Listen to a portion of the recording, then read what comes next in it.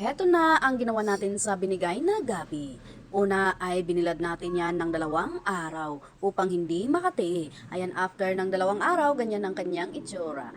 At inunti-unti na natin binilatan ang kanyang laman, ang gabi. Ano ba ang inyong sekreto upang hindi ito makati? Sabi ng iba, nakadepende daw yan sa tao. Pero yung aking naisipan dyan ay ibilad muna sa araw upang mawala yung kanyang dagta. At ayan na nga ay inumpisa na natin ang pagbalat ng gabi. Ano bang gusto nyong pagluto nito, mga kaligaya? At tingnan nyo nga naman, tingnan nyo, i-fast forward na lang natin mamaya kapag ayaw nyo ng matagal na pagbalat. At yan ang mga kaligaya, natapos ang pagbalat, pag-prepare natin yun, ay ito naman i-prepare natin yung mga sangkap o lamas. Ayan, yung may onions at saka garlic na hiniwa natin dyan. At ayan mga kaligaya, hindi talaga makaya at naluha na tayo sa sibuyas. Ayan, pinaiyak naman tayo ng sibuyas, mga kaligaya. Oy, ay, tingnan mo, ay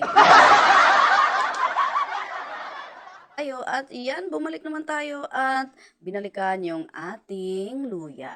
Ayan, napapasarap tayo dyan kapag mayroong luya ang ating sabaw.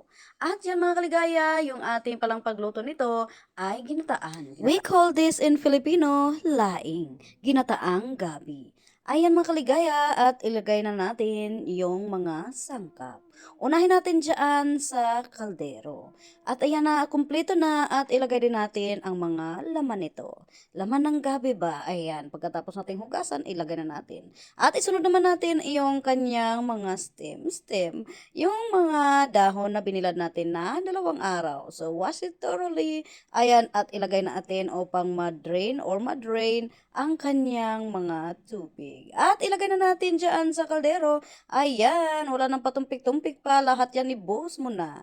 At linagyan natin ng pampalasa. Mayroong asin, paminta, at magic. At ayan ang mga kaligaya, binuhusan na natin ng suka. Nakakatulong din pala ito sa pagkuha ng kate. Pero aray mo, parang marami na ang suka. Kuntian nyo lang mga kaligaya. At ilagay na natin dyan sa gasol natin.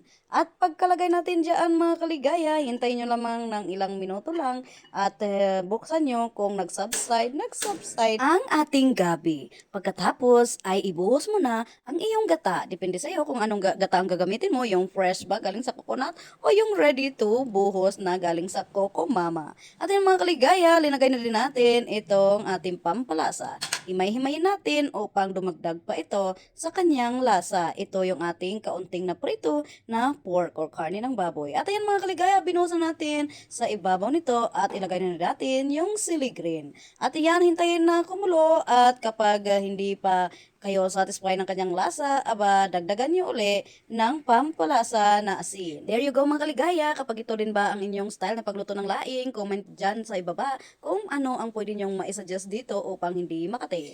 At yan mga kaligaya, itong ating laing ay na preserve for how many days? How many days nang kinakain ay hindi pa rin nasisira dahil siguro sa suka o vinegar na nilagay natin. Yun lang ang alam ko kung paano ito i-preserve ng ilang araw. Lagyan nyo lang ng suka upang hindi madali masira o mapanis.